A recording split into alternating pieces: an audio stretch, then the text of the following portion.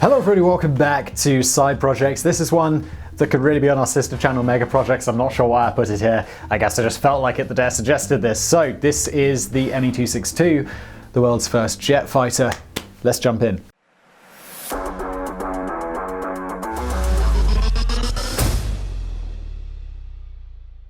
Aeronautics was perhaps the most revolutionary innovation that humanity has ever created. The impact cannot be understated. Weather, transport, warfare, and many more things besides were irrevocably changed by the advent of flight. Even more incredible, however, is the speed at which aviation evolved and developed. Think about it. Someone born in 1900, lived through the Wright brothers, then the Great War biplanes, then World War II prop planes, then post-war jet planes. In just 50 years, humans went from not flying at all to flying supersonic. That's jet aircraft level fast.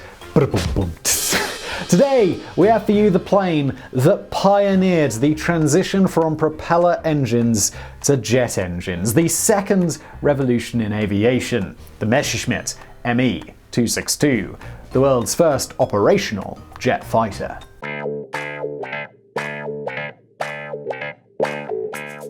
Our story begins in ancient Egypt. It really does. Some clever guy called Hero of Alexandria created the Aelopal, a rudimentary steam turbine powered by jets of steam exiting the engine. This guy lived in the 1st century AD, by the way, so humans have known about jet power for a really long time, yet just like steam power, it wasn't until the industrial age that the concept could be harnessed to its full potential. Skipping ahead just a little bit to the 1900s, we came to two individuals who basically single-handedly invented the jet engine, the Briton Frank Whittle and the German Hans von Alhain. Frank Whittle, an RAF cadet, began formally working on his designs for a jet engine in the late 1920s, submitting a patent which was accepted in 1932.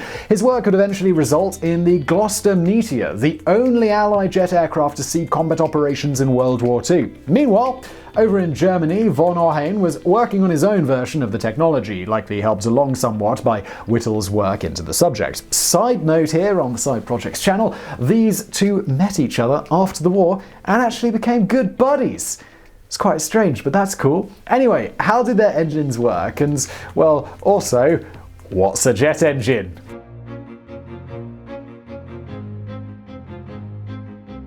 A jet engine is powered by a jet, but we'll get into a little bit more detail. Here are the primary principles behind jet power. Cold air is taken into the engine from the front, or also known as the intake.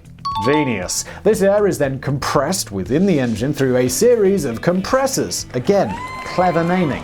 This is essentially a combination of rotating and stationary fans that pressurize the air and also heat it up. This is important for the next stage, where the air then mixes with fuel inside a combustion chamber, pushing the temperature of the air even higher and causing it to expand. This air then passes through a turbine which cools the air down a little bit before it's expelled through the back of the engine, creating a jet of hot air that propels the plane forward. That's the concept at least, but getting it to work is a little bit tough. The primary issue with these early engines was heat. Jet engines take air from around 10 degrees Celsius, that's 50 Fahrenheit, and heat it up to around 450 degrees Celsius, which is 842 Fahrenheit. Germany had significant material difficulties during the war, which limited their options for heat-resistant metals. What's more, the engines had issues with vibration. Essentially, every time you turned it on, it would actively try to tear itself apart, which, isn't brilliant when you're trying to get an aircraft to fly. For this, as well as political reasons, even though a workable prototype was in use as early as 1939 with the HEINKEL HE-178,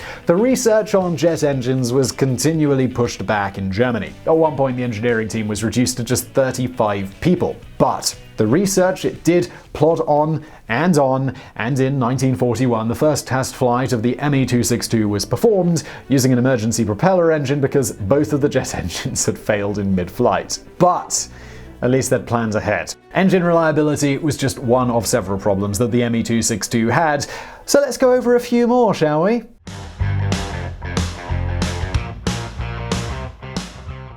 One problem with the ME-262 came from a very unexpected place: the landing gear. The ME-262 used a so-called conventional landing gear. That's two wheels forward on the wings and one wheel back on the tail, with the plane angled upwards. This was the standard for prop planes at the time. Yet, For a jet-powered plane, this causes a bit of a major problem. If you mount the jet engine on the wings of your plane and then angle those wings towards the ground, well, you can see where we're going. In these early prototypes, the exhaust of the jet engines deflected off the runway, creating massive amounts of turbulence on the tail of the plane and negating the effects of the elevators, the parts of the plane usually located on the tail that help it move up or down. Basically, this means that the plane can't get off the runway, which again is another important thing that you want with a plane. The test pilot solved this problem by tapping the brakes at takeoff speed, lifting the tail out of the turbulence. Some prototypes later, the engineers swapped the landing gear design from a conventional arrangement, 2 forward, 1 back, to a tricycle arrangement,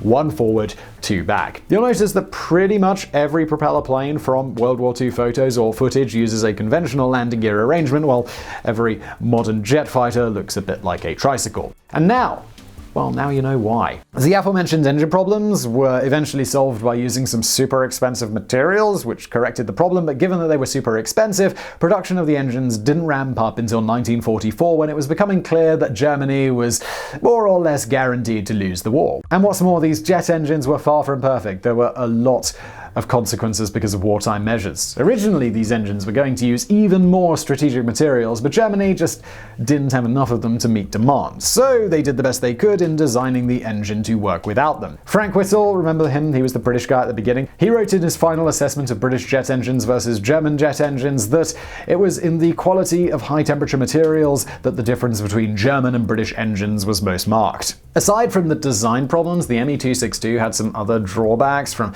a strategic perspective. First, it turns out that jet planes really expensive. Currency conversion from World War II to today is pretty tricky for German currency, but a rough answer would be that a unit for the ME-2 was 87,400 Reichsmark, which at the time was about $21,000, or about $300,000 in today's money, but do take that with a pinch of salt. It's also tough to find unit costs for other planes of the time, but it's safe to say that this plane was a lot more expensive. There's another problem, and that's fuel. If you're familiar with World War II, you know that Germany suffered from fuel shortages throughout the war, and the ME-262 consumed double the fuel of a conventional prop plane. All of this begs the question then, if it's more expensive to make, it consumes more fuel, and needs its own special landing gear setup to not throw a tantrum on the runway, is this plane 2, 3, or 10 times better than a regular plane? Well, with the end of the war in sight, Germans were about to find out.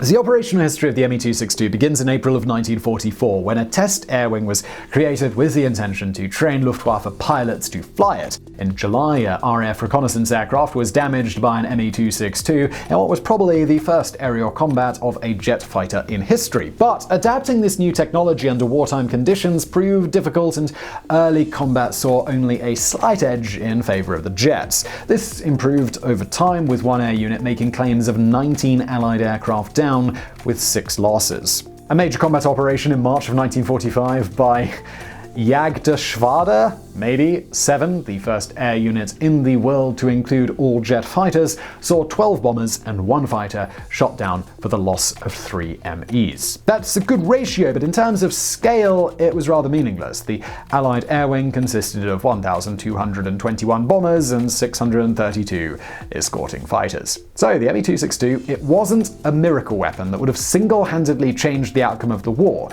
but in isolation, it was certainly a powerful plane. It was easily faster than the propeller planes that the Allies were using, and it proved impossible to catch if the pilot decided to disengage. It became something of a parallel to the Allies in the Pacific Theater, where the more maneuverable Japanese Zero had been countered by pilots simply gunning it and speeding away. The ME-262 pilots, being faced with slower but comparatively more nimble propeller planes, essentially did the same thing. Since fighting the planes in the air proved difficult, the Allies decided to base their countermeasures on destroying the planes when they were at their most vulnerable, when they were either grounded, taking off, or landing. This was supposedly how Chuck Yeager, a lieutenant for the US Army Air Force and later first human to break the sound barrier, achieved his first downing of an ME-262. He said of the event, "The first time I ever saw a jet, I shot it down. Chuck Yeager, bit of a badass." Other than that, the Allies mostly felt comfortable ignoring the aircraft while they used sheer numbers to overwhelm the German defenses.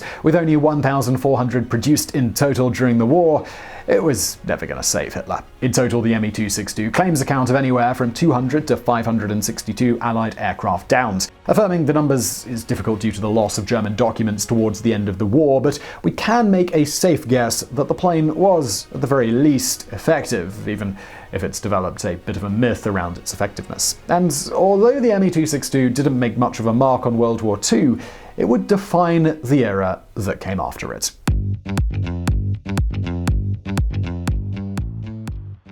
After the war ended, the Allies proceeded to seize a huge amount of German technology for their own research and development. One of those technologies was the still intact ME-262s, and the Allies shipped them back to Britain and America to study the designs. The British found that the ME-262 was faster and provided more visibility than the GLOSTER METEOR, although the engines were less reliable. America also had a jet prototype of their own, the P-80 Shooting Star, and they used innovations from the ME-262 in future jet aircraft production. The F-86 SABRE was the eventual result, with several designs borrowed from the 262. The SABRE was built to counter the Soviet MiG-15, also partly built with reverse-engineered ME-262 technology. Both of these fighters would famously see dogfights with each other during the Korean War, overshadowing the propeller planes that also participated.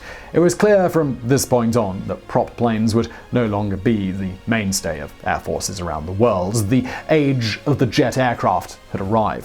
And just like many innovations that were initially built for military purposes, this technology would soon find a civilian use in the form of the passenger